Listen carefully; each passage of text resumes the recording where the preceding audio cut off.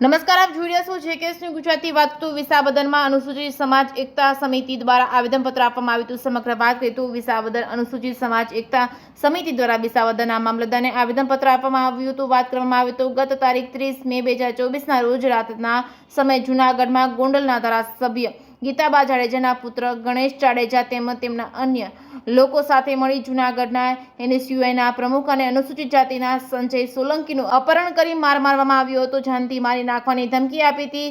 જાતીય પ્રત્યે હડકૂત કરી પાછો જૂનાગઢ મૂકી ગયો હોય ત્યારે ભોગ બનનાર દ્વારા પોલીસ ફરિયાદ કરેલ છે। ત્યારે પોલીસ દ્વારા આરોપીને તાત્કાલિક ધરપકડ થાય અને ગણેશ જાડેજાની ગુંડાગર્દી બંધ કરાવી તેમજ ગીતાબા જાડેજા પોતે ધારાસભ્ય હોય અને દીકરાની ગુંડાગર્દી કરાવવામાં પણ તેનો હાથ હોય ત્યારે તેને પણ પ્રજાસેવક તરીકે ગેરલાયક ઠેરવવા માટેનું આવેદનપત્ર વિસાવદર મામલતદારને અનુસૂચિત સમિતિ દ્વારા આવેદનપત્ર આપવામાં આવ્યું હતું। આવેદનપત્ર આપવા માટે વિસાવદર તાલુકા તેમજ શહેરના અનુસૂચિત જાતિના લોકો હાજર રહ્યા હતા। જેકેએસની ગુજરાતી સાથે હરીશ મહેતા, વિસાવદર।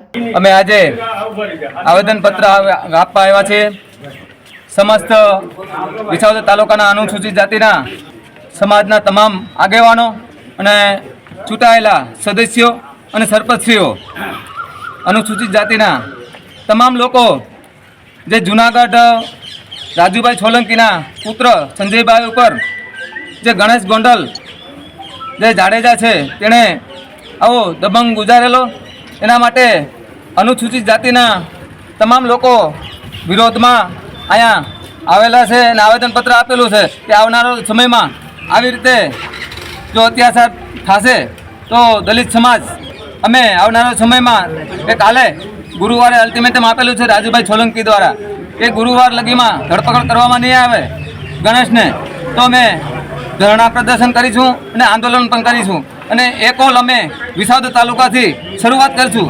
આવનારા સમયમાં આવી રીતે દબંગ કરશે, અત્યાચાર કરશે દલિત સમાજ ઉપર તો અમે બૌદ્ધિસ્ટ તરીકે અમે બૌદ્ધિસ્ટ પરિવાર તરીકે અમે આહવાન કરીએ છીએ। આ બૌદ્ધિસ્ટ લોકો અમે પણ અનુસૂચિત જાતિ સમાજના દલિત સમાજની સાથે ટેકો જાહેર કરી અને અમે પણ રોડ ઉપર ઉતરશું। જય ભીમ, અસ્તુ।